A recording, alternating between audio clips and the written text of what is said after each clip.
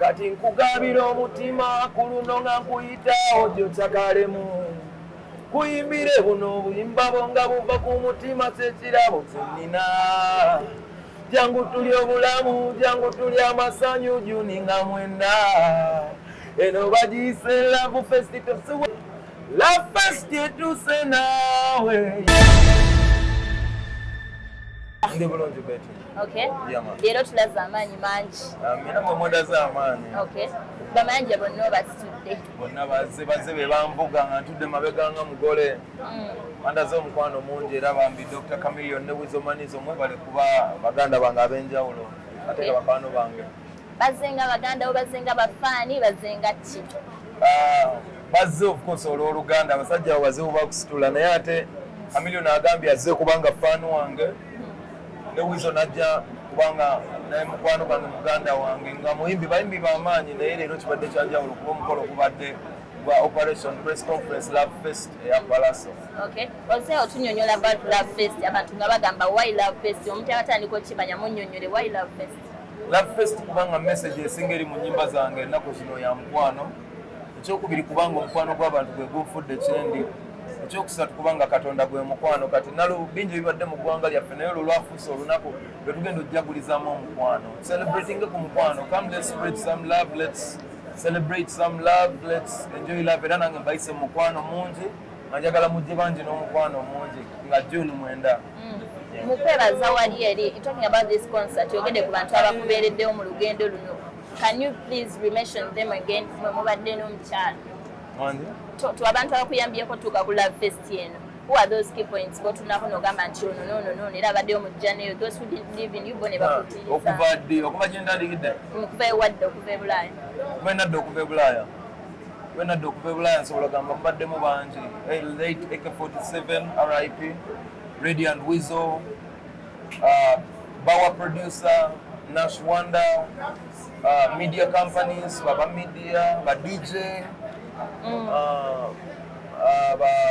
bamukwano bange ba promoter,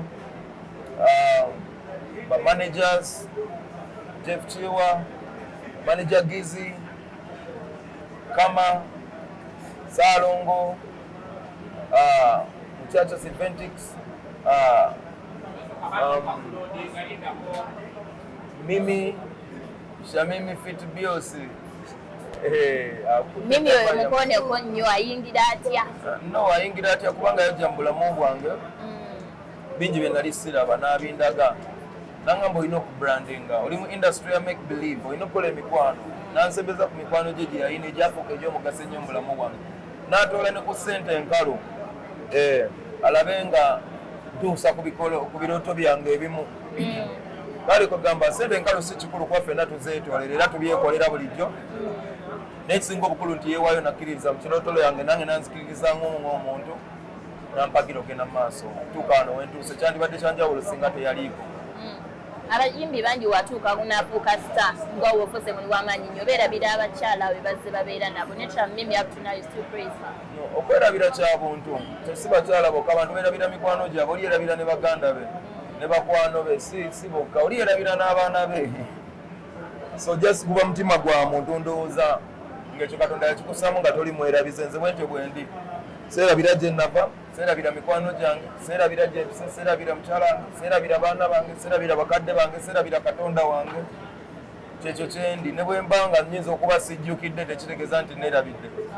Obutajjukira sikwerabira. Indisijja ne Dr. Jose Chameleon agwawa anti nkugambye baganda bange Dr. Jose Chameleon oŋŋambye okuva lwe nnakomawo awangi waagwa kati leero abaddewo twakola n'ennyimba Hana remix zahitinga Begabega remix muyigiddeko experience nyingi hard work we inspiring nze mulabirako ebigere wabisa muyigiddeko okukola emikwano anjigiriza techniques z'okuyimba okuba omugumu bingi bye muyigirako mukwano gwange muganda wange taata wange kugamba wonna agwawo simanyi na waatagwa. Okay. What are some of those hard days ezakunyigiriza n'ogamba business wendi njitadde?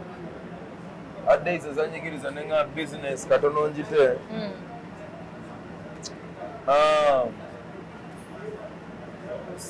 Nyingi nga show yange etakola bulungi Ikyaddondo yampisa bubi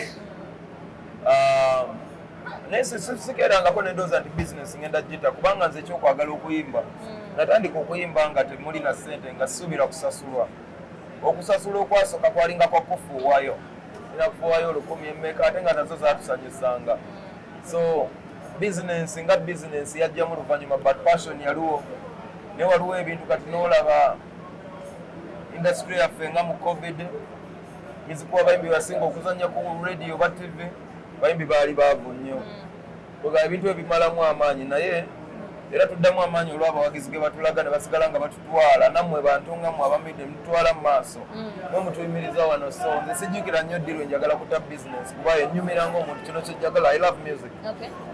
Wali olina okukola concert n'ofuna ekizibu mu magulu ng'abantu tebasuubira you're not going to redo the concert. Bw'afuna ekizibu mu magulu tebagamba togenda kukola show mwaka guno. Gwali mwaka guwedde yali erina kubeerayo July ndowooza nga lumu oba ne tugyongerayo olw'ensonga nali sobola kuyimba nga siyimiridde nze ne muyimbi amanyikiddwa nti nina energy I love being on my feet nina kye nali njagala okutegeka kino kyanjawulo concert eno yanjawulo nnyo mu concert ezizibawo kubanga sibangako na concert oluvannyuma wayise emyaka 5 nze okuddamu okuba ne concert eno so nayagala mpa abantu the greatest of me the greatest of my capability okubalaga kikyendi kati bwe mbanga siina kugulu kwange okumu oba okulala mbasobola kulaga abantu ekituufu kikyendi naye kati mpulira nga ndi mulungi abasawo baŋŋamba good Cash Jim ekoze omulimu gw'amaanyi I'm back on stage and nawe bigendagendera ddala mu maaso. Kamiyoni agambye gwe wali alina omusookayo ate n'akusookayo. No, gino si misinde kyasookayo yabagiwangudde ffenna tuli ba partner Cameroon bw'awangula mba mpangudde nange bwe mpangula aba awangudde so nalaba nga agenda mu concert ye ng'ali ready nga ali more prepared than I was nensalawo mwegatteko muwagira atoke ku lunaku ate nange era bwe naatuuka nga ngenda ku lwange era kyova olaba akomyewo n'omukwano mungi bwetyo bwe tutambula ffe bamayanja twakuzibwa maama nga atujjukiza okwagala nanga abooluganda n'okwagala abantu abala tuli bawamu yes so yenna asooseyo kiba kyaffe ne kino kyaffe era Douglas alina ekintu kyatugambye nti maama yakutambulizaako ku ndongo mama pros kituufu maama wange natuuka nga mpereza music nga tazanya neŋŋamba oba beetaaga okulya ku ddoboozi ly'omuntu omukulu nga maama nemwegayirira nakkiriza n'antambulizaako ku music wange paka ku tvs ezimu naye Douglas omu ku bantu be yasanga n'amugamba maama nze seetaaga ssente ne waali tuddenga n'okubisimu nga maama kugamba Douglas muntu wanjawulo nnyo mu career yange ne maama wange kyobola maama wange bya music wange ngezaako nnyo mukuba abantu ensi mu maaso bamulabe yeyagalire mu music wange kuba y'omu ku bakyala abaasooka okeera ne batambuza ne music wange n'amutwala ku TV bamuzanye nga ndina mu America siina mikwano naye ng'olwokuba nali mugambye ekyo kyensinga okwagala njagala nnyambeko era n'asitukanga maama bambi bw'ati bwe yasanga Douglas ate nasanga nga Douglas ate maama we ate naye mukwano gwe ebintu bine ng'egyo byekolamu awo naye nga nebaza nnyo maama wange olw'okuba maama ate nga mukwano gwange abantu bagamba mami akwagala nnyo ye maama wange atalina gwasinga kwagala maama ye maama wange n'ekirala ffe baana abato abasembayo kadooza twafuna omukwano gwa maama ogwo ogukola ki okusembayo gwali gwanjawulo ogwo ogusembayo so maybe sometimes it reflects kuba AK47 yali addako nze ng'ate ye muggalanda sometimes it reflects maybe nga omanyi maama atera okwagala abo abaana abasembayo okuba be baana baba maybe sometimes it comes off ate maybe nange mbeera nnyo oba nange mukuba nnyo abantu ate ne maama mu bantu bonna bakoledde ebintu talina mwana gwe yali atambulizaako ku music okuleka nze yankwatira awards tuwaka nange wanjawulo nnyo newankubadde maama naye mu career yange mukazi wa muwendo nnyo. Tulabeko abasajja b'Omutanda tumusuubire ku Love Fest abakulu b'Emmengo babaddewo.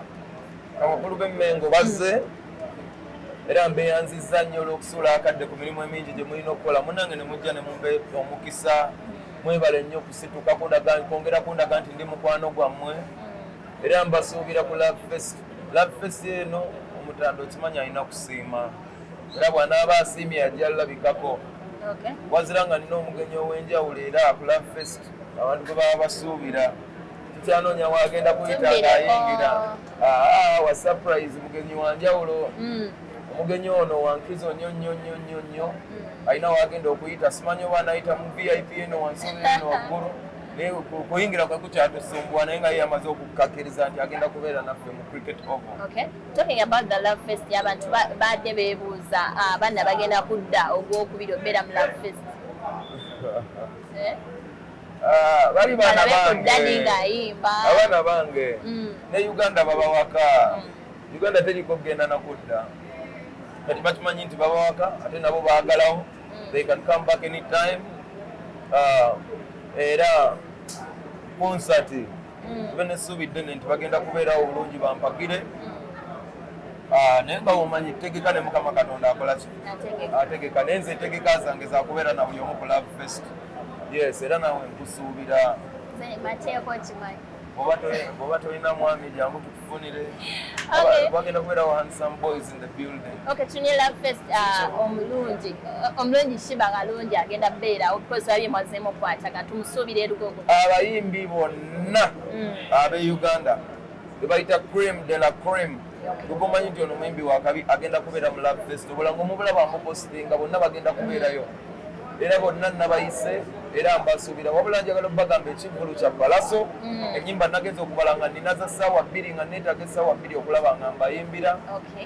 So njagala kulaba nga mbayimbirako olwo abalala mikwano gyange kigenda kumperekerako obuwerekezi naye ekintu ekikulu kiri nti ngenda bayimbira. Stage bakusuubira essaawa mmeka? Stage bansuubire essaawa nja kuba mbabuulira program egenda fuluma bintu biri professional timu gye ndimu eri professional. Okujja kutenyiza bagamba okuva ssaawa nga 12 paka ssaawa 2 platform yange egenda kubeerako ba upcoming artist. Njagala abaana babalabe babamanye awo tusimbule endongo esimbulire eddala egende mu maaso. Program nja gifulumya mujja gira baba performer bonna sijja ba surprising nga mwenche ekyo nja kibabulira nja kuyita ku mikuto gyange egyenjawulo mugimanyi batuuseko obubaka obwo naye kati sayino sobola bamenyera program mba njagala biyiika njagala bintu bijje nga mu mitendera. Okay, nga tumaliriza twalabyeko promoter Balamu gaakulimu yaguze ekiggulu mukolera wamu because emegako adde obuzibu bw'aba promoter nga banyigiriza abayimbi nga waliwo okusika omugawa kiri kityewo. Nze nga bulijjo bw'obulina omulanga gwenkuba ngamba ba promoter nti njagala kukolagana nabo naye just kasaba n'enkolagana ennungi gye ndi I am ready. Balamu bwe yawulidde omulanga ogwo najja on board bambi nanjirawo omubiri era tuli mukolaganira wamu kivulu si kigule era nkyali omu ku bategesi ne Muchachos ne Eventix ne Balamu Bay2 Company Radio 4 tugenda kuba nga tutambulira ddala wamu munnange ne Balamu oyo. Balamu yaze nayongera okwongera okuba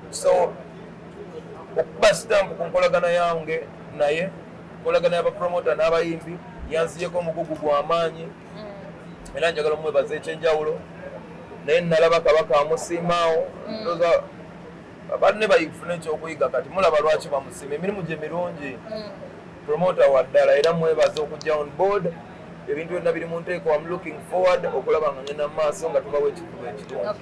Kowola abantu bajje mu Love Fest nga mwenda bannange kati nkugabira omutima ku luno nga nkuyita ojo kyakalemu kuyimbire buno obuyimba bwo nga buva ku mutima kyekirabo kyennina jangu tuli obulamu jangu tuli amasanyu juninga mwenda eno bagiyise Love Fest tosuwa Love Fest yetuuse naawe yo man Love Fest yetuuse baganda bange mbakowola mwenna mujje lugogo bafana ekimanyi nina bangi naye obuwagizi mubujje ku Facebook mubujje ku masimu mubujje ku TV mujje mbalabeko mulabe ne byentegese mu buntu eno concert mwe mwangamba okwagala concert buli lwe naddanga n'emirembe ne jimbula twagala concert banne njagala mujje mu maleke emirembe erugogo mujje mulabe concert gye mwansaba yene etuuse bagiyita Love Fest mwebale nnyo mwebalire ddala.